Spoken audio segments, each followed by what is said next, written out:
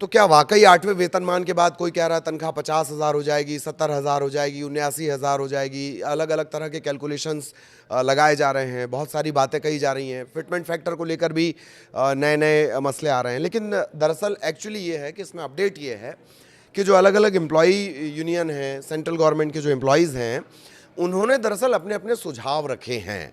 अब वाकई क्या तनख्वाह 80,000 जाती है, नहीं जाती है, ये तमाम चीज़ें डिपेंड करेंगी जो फिटमेंट फैक्टर होगा उसके ऊपर। फिटमेंट फैक्टर को लेकर हमने एक विस्तृत रिपोर्ट भी तैयार की थी, सारे रिपोर्ट्स का एवरेज हमने आपको निकाल कर बताया था, ठीक है। तो आज हम सुझावों पे बात करने वाले हैं, क्या सुझाव दिए जा रहे हैं, उनके पीछे तर्क क्या है, इसको लेकर बातचीत करेंगे। वो फिटमेंट फैक्टर जो सबसे एवरेज बैठता है वो मैंने आपको एक वीडियो में समझाया, उस फैक्टर के बारे में भी बात करेंगे। नमस्कार, मैं ललित प्रजापति। आज अपडेट इसी का।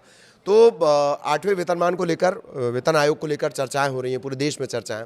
इन सब के बीच कई जो एम्प्लॉय यूनियन हैं उन्होंने सुझाव भी दिए हैं। किस तरह के सुझाव हैं वो भी आपको जानने चाहिए। इसमें सैलरी है, अलाउंस है, सर्विस कंडीशन है, इनमें बड़े बदलाव की मांग की जा रही है।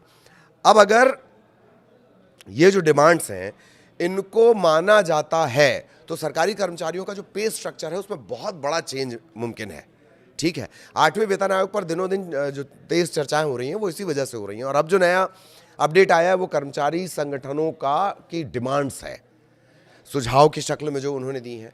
कई कर्मचारी संगठनों ने केंद्र सरकार को कर्मचारियों के वेतन भत्ते, सेवा शर्त, टर्म्स एंड कंडीशन, उसमें बड़े बदलाव की डिमांड की है, सुझाव दिए हैं। अगर इन प्रस्तावों को मान लिया जाए तो हाल के सालों में वेतन में सबसे बड़ा बदलाव हो सकता है, सबसे बड़ा बदलाव हो सकता है। वेतन भत्ते जो हैं उनको लेकर भी डिमांड आई है कि केंद्र शासित प्रदेशों के सरकारी शिक्षकों का प्रतिनिधित्व करने वाला संगठन है, क्या है, PSNM, प्रगतिशील शिक्षक न्याय मंच, उसने वेतन भत्तों के पूरे फ्रेमवर्क में बदलाव की मांग की है। अपने मेमोरेंडम में संगठन ने लेवल 1 के कर्मचारियों के न्यूनतम मूल वेतन 50,000 से 60,000 करने की मांग की है। 7वें वेतन आयोग का जो मौजूदा वेतन था वो कितना था, 18,000 रुपये, उसे 50 से 60,000 करने की डिमांड की जा रही है। और क्या क्या प्रस्ताव आए वो भी जान लीजिए। जो ये यूनियन है जिसका हमने नाम लिया, टीचर्स यूनियन, ये 2.62 से 3.83 के बीच का फिटमेंट फैक्टर चाहती है। फिटमेंट फैक्टर फिलहाल कितना है, 7वें वेतन आयोग में कितना था, 2.57 था। इसके अलावा ये चाह रहे हैं 6 से 7% की एनुअल इंक्रीमेंट की भी डिमांड है, जो फिलहाल कितनी है, 3%। ये 3% से दोगुने से भी ज्यादा है। 6 से 7% एनुअल इंक्रीमेंट की डिमांड की जा रही है। संगठन के अनुसार ये बदलाव बढ़ती महंगाई के साथ तालमेल बिठाने के लिए बहुत ज़्यादा ज़रूरी है। इन बदलावों के चलते आय में सही मायने में बढ़ोतरी सुनिश्चित करने में मदद मिलेगी।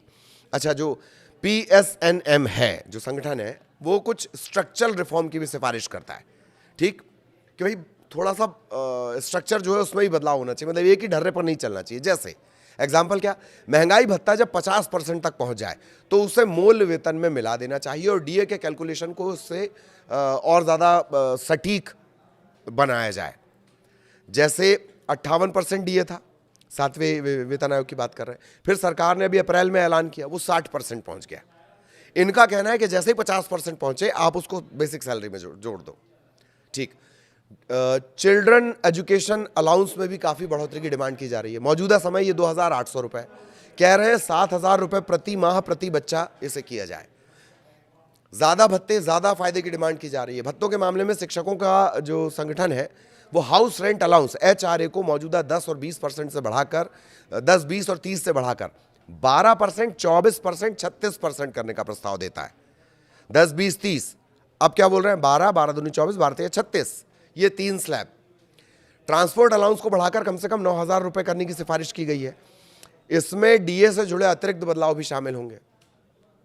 बाकी की क्या डिमांड्स हैं, 2,000 रुपये प्रति माह का डिजिटल सपोर्ट अलाउंस मिलना चाहिए, छुट्टियों के ज़्यादा अधिकार मिलने चाहिए, रिटायरमेंट के समय जो अर्न लीव होती है EL, उसे भुनाने की जो मौजूदा सीमा है वो 300 दिन की है, उसको बढ़ाकर 400 दिन कर दिया जाए कि भाई EL हमें अभी इन कैश नहीं करनी है, हम चाह रहे हैं कि हम 400 दिनों के भीतर उसको कैश करें, अभी वो 300 दिन है।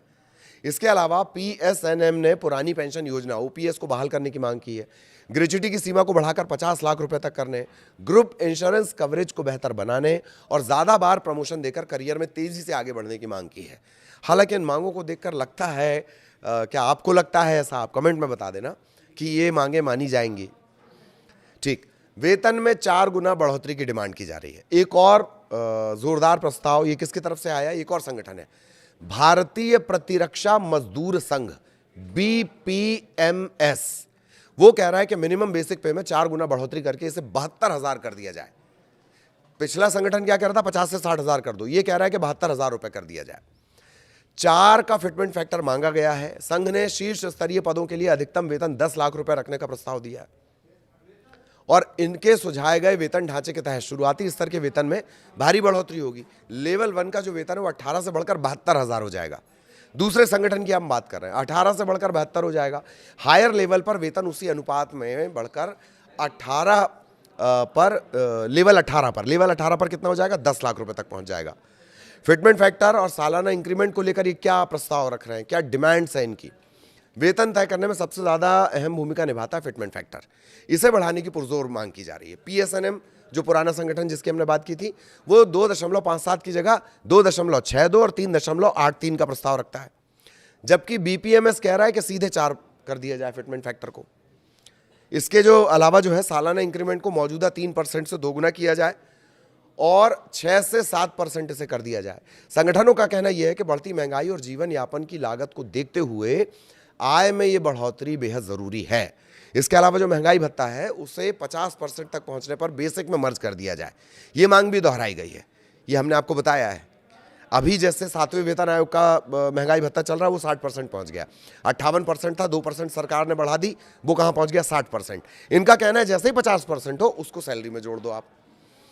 इन बंपर मांगों के पीछे संगठनों का आर्थिक तर्क दे क्या रहे हैं?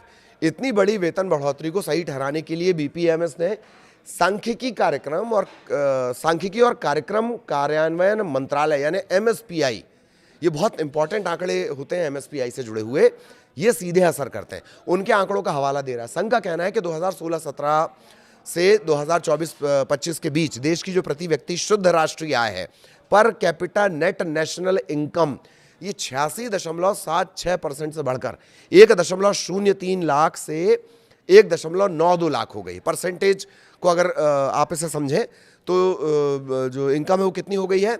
1.03 लाख से बढ़ते बढ़ते 1.92, मोटी भाषा में जिसको अपन कहते हैं 2 लाख, वो हो गई है।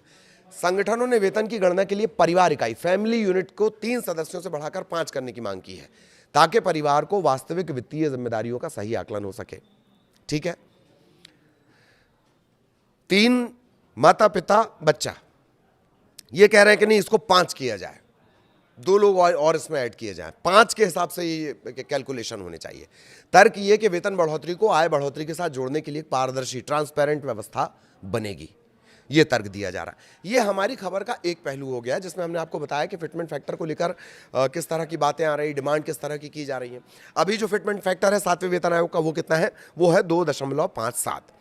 अब क्या वाकई लगता है ये फिटमेंट फैक्टर सबसे इंपॉर्टेंट है? ये मैं आपको कई वीडियोस में बता चुका हूं।